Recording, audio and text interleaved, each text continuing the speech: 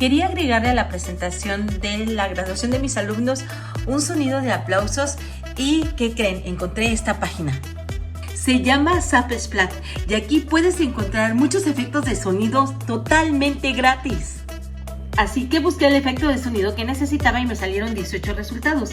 Aquí están y elegí el mejor, pienso yo. Es este.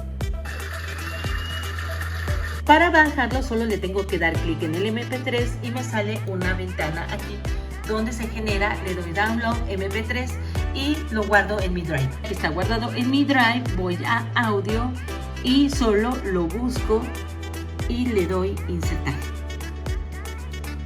Lo acomodo en una parte donde no sea visible y le hago clic en automáticamente cuando se abre mi presentación. Y así es como se escucha.